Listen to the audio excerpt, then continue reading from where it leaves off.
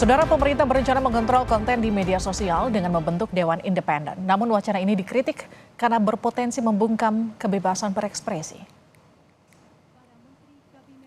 Kementerian Komunikasi dan Informatika berencana membentuk badan independen bernama Dewan Media Sosial. Badan ini bertujuan untuk mengawal kualitas tata kelola media sosial di Indonesia. Menurut Menkominfo Budi Aris Setiadi, Dewan Media Sosial bertugas memberi masukan atas kepantasan konten di ruang digital. Dikutip dari laman kompas.com, Budi Ari menyebut, jika terbentuk, DMS dapat menjadi mitra strategis pemerintah dalam tata kelola media sosial, termasuk memastikan kebebasan pers dan kebebasan berpendapat di ruang digital. Beragam pendapat muncul terkait pembentukan Dewan Media Sosial.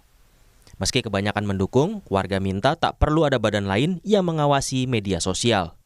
Kalau menurut saya pengawasan itu memang perlu ya, tetapi sebagaimana aktualisasi di lapangan teknisnya itu masih kita perlu lebih kaji lebih dalam lagi, lebih banyak tahu. Menurut saya sih under Kominfo, ya kemudian dari Kominfo ya melakukan pengawasan dan segala macam gitu. Jadi lebih baik satu departemen aja, jadi nggak perlu kayak bentuk khusus untuk media sosial. Padahal under Kominfo itu sudah cukup kayak gitu. Udah wewenangnya juga dari Kominfo kan.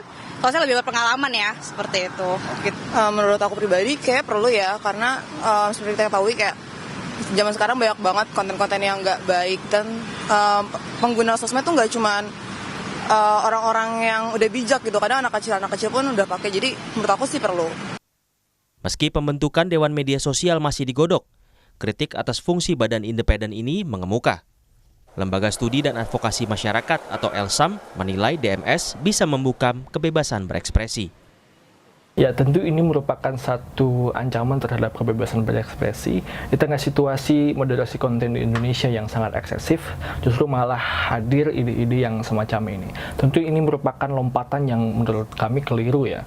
Ada masalah-masalah lain yang lebih mendasar, yang mana punya dampak yang signifikan terhadap kebebasan di ruang digital. Misalnya Permen Kominfo nomor 5 2020, termasuk di atasnya ada Peraturan Pemerintah nomor 71 tahun 2019 yang di dalamnya mengatur mengenai jenis-jenis konten yang dapat dibatasi. Ada salah satu jenis konten yang dapat dibatasi, yakni konten yang meresahkan masyarakat. Itu kan definisinya sangat luas dan membuka ruang diskresi bagi pemerintah untuk menilai apakah konten ini meresahkan atau tidak. Justru masalah kita ada di sana. Dari data We Are Social, per Januari 2024, jumlah pengguna media sosial di Indonesia mencapai 139 juta orang. Dengan waktu rata-rata bermain media sosial 3 jam per hari. Menurut Menkominfo, wacana pembentukan Dewan Media Sosial bergulir sejak Agustus 2023. Bermula dari saran organisasi sipil yang didukung oleh kajian akademis UNESCO dan PBB. Tim Liputan, Kompas TV.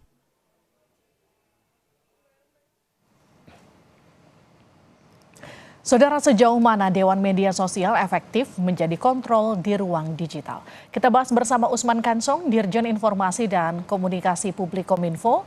Pak Usman, selamat malam. Selamat malam.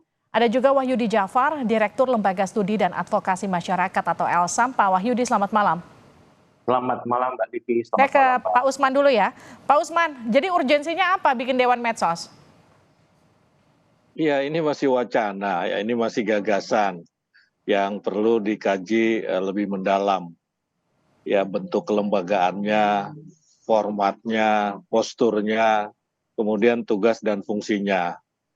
Kita perlu mengkaji sekali lagi lebih dalam. Ya, pertama, perlu tidak dibentuk Dewan Media Sosial ini. Ya, sebab pengawasan konten media sosial atau media internet atau media digital ini kan selama ini berada di tangan pemerintah. Ya, kalau kemudian harus kita bentuk, formatnya seperti apa? Apakah seperti Dewan Pers yang independen? Kalau seperti Dewan Pers, maka dia harus dibentuk berdasarkan undang-undang. Sebagaimana Dewan Pers yang dibentuk berdasarkan Undang-Undang Pers nomor 40 tahun 1999. Oke. Apakah dia akan menjadi lembaga independen? Kalau lembaga independen, apakah dia mampu mengawasi media sosial? Punyakah dia instrumen teknis dalam mengawasi media sosial? Baik, Pak Usman, maaf saya Dan potong. kalau sebentar dulu.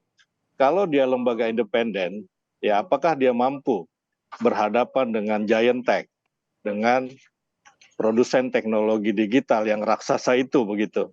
Ya hanya negara sebetulnya yang mampu menghadapi mereka untuk meregulasi mereka, ya untuk melegislasi mereka.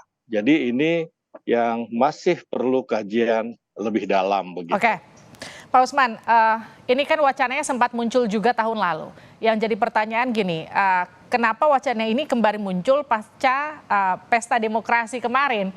Kenapa kemudian nggak digas dari tahun lalu aja kalau memang dirasa penting? Ya itu dia, ya yang namanya gagasan itu kan bisa muncul kapan saja ya. Bisa muncul tahun lalu, ya tapi kemudian redup, ya karena barangkali ada tugas-tugas atau event-event yang lebih besar, misalnya pemilu, ya pemilu. Nah kalau itu dianggap menghambat kebebasan berpendapat, ya tentu saya kira terburu-buru penilaian semacam itu. Karena seperti saya sampaikan tadi ini baru gagasan ya, baru gagasan. Nah kalau masyarakat mau berpartisipasi dalam mengawasi media sosial, kontennya ini kan selama ini juga sudah kita lakukan. Masyarakat secara aktif, secara proaktif misalkan melaporkan konten-konten negatif yang ada di media sosial melalui aduan konten.id. Cuma persoalannya ini kan apakah masyarakat itu harus diorganisir, harus diorganisasi dalam satu dewan. Itu juga masih menjadi wacana begitu. Oke. Toh selama ini juga pengawasan juga dilakukan oleh teman-teman Elsam, teman-teman Mavindo misalnya, ataupun teman-teman Aji dan CSO lainnya. Baik. Begitu. Saya lempar ke Pak Wahyu ya. Pak Wahyu, kalau dikatakan gini, ini adalah wacana, ya masih wacana, tapi mengkhawatirkan karena dianggap akan membungkam kebebasan berpendapat bermedia sosial masyarakat. Ya, jadi kan memang usulan ini idealnya dulu kan dibahas pada saat proses revisi Undang-Undang Informasi dan Transaksi Elektronik tahun 2023 ya. Tetapi kemudian dalam prosesnya ternyata usulan ini kan tidak diakomodasi oleh DPR. Yang ada kan justru kalau kita baca hasil revisi Undang-Undang ITE di dalam ketentuan pasal 40 itu kan memberikan wewenang yang kuat bagi pemerintah untuk melakukan pemutusan akses dan juga moderasi konten terhadap konten-konten yang dianggap melanggar peraturan perundang-undangan. Artinya sebenarnya kewenangan absolutnya itu ada pada pemerintah.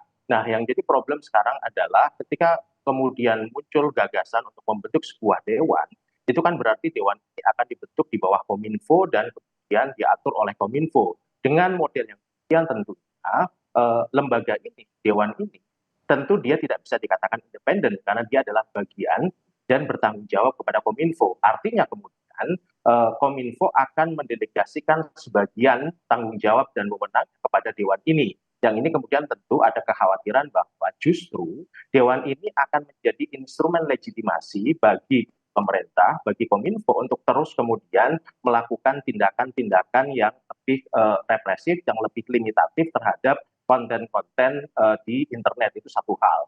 Nah, yang lain justru dengan model yang diatur dalam Undang-Undang Informasi dan Transaksi Elektronik hari ini, menurut kami justru akan lebih baik ketika kemudian Kominfo mendistribusikan wewenang tersebut kepada platform. Karena pada prakteknya kan sebenarnya kan Kominfo hanya memberikan order, memberikan perintah kepada platform, kepada PSE, kepada DSP untuk kemudian melakukan pembatasan. Nah, bagaimana kemudian hari ini pengadu masyarakat itu bisa langsung mengajukan pada platform ketika misalnya tidak puas dengan keputusan platform, tidak puas dengan keputusan PSE, maka dia bisa mengadukannya kepada Kominfo sehingga kemudian sebagian wewenang Kominfo itu bisa dijalankan oleh platform gitu kan. Karena dalam beberapa hal pembatasan terhadap konten internet, terhadap konten media sosial itu kan ada prinsip-prinsip pembatasan yang harus diikuti dalam konteks hak asasi manusianya sebagai bagian dari pemenuhan kebebasan berekspresi. Artinya cukup diperluas saja wewenang Kominfo, nggak perlu dibuat lembaga ini ya? Bukan diperluas wewenangnya, tapi didistribusikan wewenang tersebut. Karena bahasanya di dalam Undang-Undang ITE yang wajib untuk melakukan pencegahan persebaran konten yang melanggar peraturan perundangan itu kan pemerintah, Kominfo gitu kan. Tetapi kan bahasa itu kan membuat Kominfo terlalu absolut dalam konteks limitasi atau pembatasan konten. Nah, agar tidak absolut, bagaimana kalau wewenang itu didistribusikan kepada platform? Dan kemudian yang lain adalah penting hari ini menyiapkan mekanisme review, mekanisme pengujian, mekanisme ketika misalnya terjadi kesalahan di dalam batasan atau pemblokiran terhadap suatu konten. Karena sampai dengan hari ini itu tidak tersedia mekanisme untuk melakukan review pengujian atau banding ketika terjadi kesalahan di dalam melakukan pemblokiran. Baik, kita juga nanti akan perbincangan lebih luas dan juga lebih dalam lagi. Terima kasih Pak Usman, Pak Wahyu, terkait dengan rencana pemerintah untuk membentuk Dewan Media Sosial untuk mengawasi konten ini seberapa besar manfaatnya atau justru lebih baik tidak perlu dibentuk. Nanti kita akan lebih ulas lebih dalam lagi di kesempatan selanjutnya. Terima kasih Pak Usman, Pak Wahyu di Sapa Indonesia Malam. Terima kasih.